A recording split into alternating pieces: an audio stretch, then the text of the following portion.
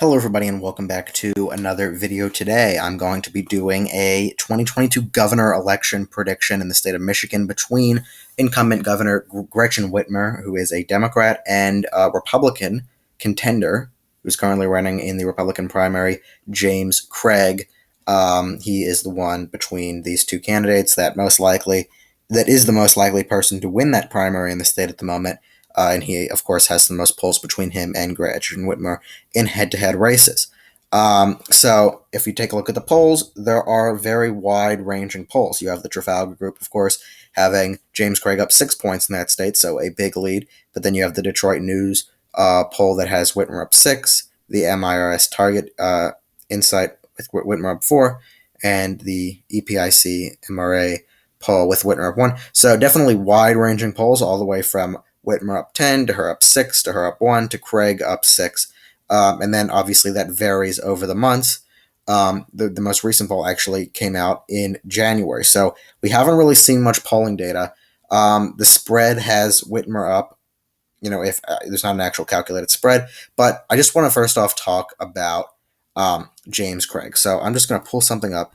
James Craig, it's very interesting. He was the former police chief of Detroit. He served, if you zoom in right here, chief of the Detroit Police Department from July 1st, 2013 to June 1st, 2021. So he was actually in charge of the police chief from, in Detroit for a number of years.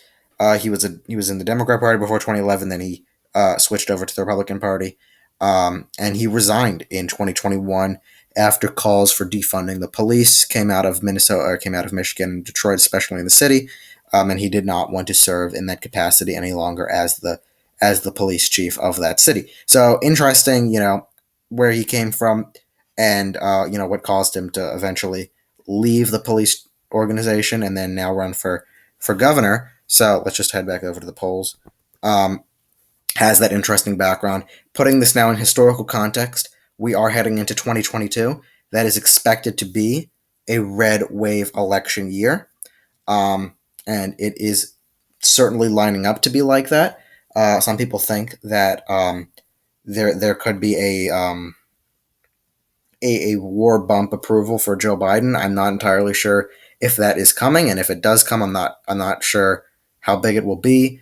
But I'm not confident that it is coming yet. However, so anyway, when you look at this as a whole, you see those Gretchen Whitmer polls, and you see them vary significantly against Craig, and then the Trafalgar girl with Craig up 6. When we put this in historical context, when you look at the polls, from let's just go back to 2020, for instance. Let me just give it a second and take a look at those Trump versus Biden polls. But in the Rust Belt, Republicans do tend to be underestimated among pollsters. If you look in the final days, that final spread is Biden up 4.2, but look at the Trafalgar poll, Trump up 2. So that obviously overestimated the Republican, but that was really the only one that did. And then you had the Insider Advantage poll, which is more of a Republican poll. But just take a look at all of the other pollsters for months leading up to the election. I mean, let's zoom in. Biden plus 9, 7, 8, 10, 12, 7. One Trump up to 10, 7, 7, 7. And then literally the 2 days, that is really what narrowed up the spread there. And then Biden ended up winning by 2.8. So the spread didn't even narrow it enough for the Republicans not to be overestimated. So we see polls that consistently overestimate Democrats and oversample Democrats in these states. Let's just go back to 2016 as well, because, why not take a look at what happened there as well. Hillary Clinton, of course, overestimated here again. Trump ended up winning the state. Aside from that Trafalgar poll, which slightly overestimated Trump, that's also historical context. However, with the Trafalgar up 6, I guess you could say that's even better news for Republicans, because even if they're overestimating, when you look Trump up 2, Trump ended up winning still by less than a point in that margin. But Clinton up 5, up 5, up 5, up 3, up 4, up 3, up 7, up 6. Trump ended up winning. So that was way off, and the spread was off as well. And it overestimated Democrats. So you also have to put that in historical context.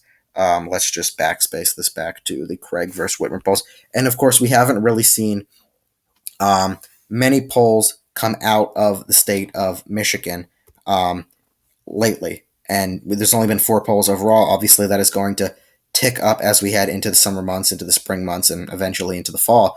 And it's going to be interesting to see how that formulates and plays out. But looking at the red wave year, I'm not going to be putting as much depth into those polls. I think that James Craig is a relatively good candidate for the Republicans to nominate. He is black. He does have that appeal. He could increase some support, at least for Republicans in Detroit. He has that appeal from there, of course, being the police chief commissioner. So when I make my decision for the governor of Michigan, let's go over to the margins. Right now, honestly, it's on tilt D, but let's move it back to the middle.